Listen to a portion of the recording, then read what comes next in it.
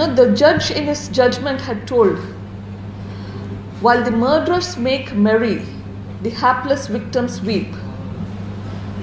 I think he understood what we as a family are going through. I'm not a politician, neither am I an activist. But I felt that killing someone is not right. It is not acceptable and it should not be encouraged.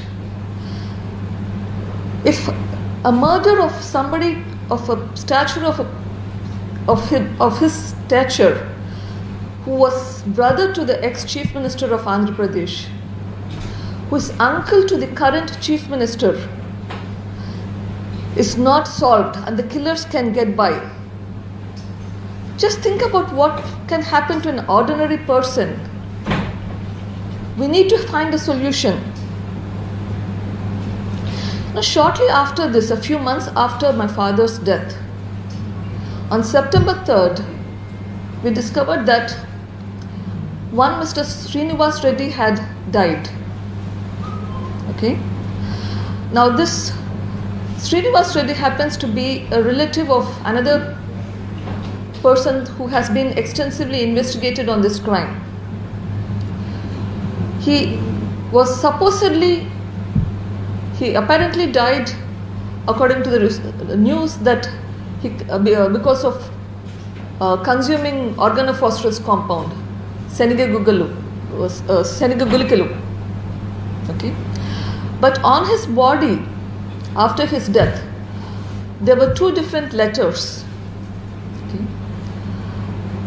Letters addressed to the Chief Minister of the state of Andhra Pradesh, another letter addressed to multiple people who are leaders in the place where we come from, Pulivendula, with various requests and telling that he is not involved in this crime. But on this letter was an additional writing, as you can see highlighted here, which is of a different handwriting compared to the body of the letter, blaming an inspector for the cause of his death. Now, this inspector happens to be one of the inspectors who was investigating this crime. Okay. Following his death,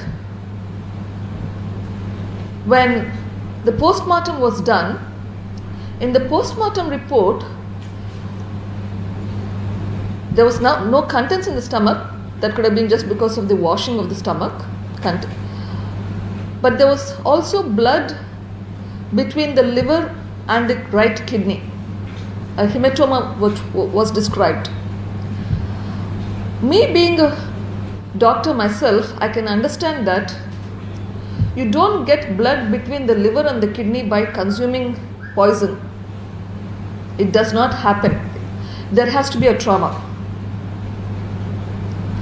So how can a person who is consumed poison have trauma? So that led to my suspicion that this is a murder, as has been represented in my court petition as well. Okay, and I believe that this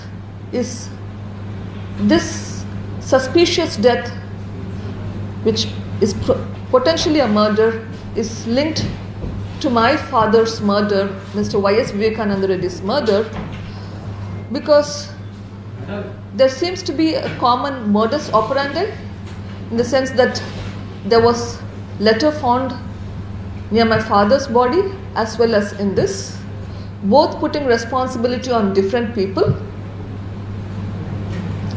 And in this case, the person has written that the inspector is responsible for the death. Okay. There's a lot of reasoning given as to why Mr. Y.S. Vivekananda Reddy's case has not been solved. The crime scene has been cleaned up, so there was no evidence left and so on. But this was a clear-cut case that was in front of our eyes, and this death is still unsolved mystery.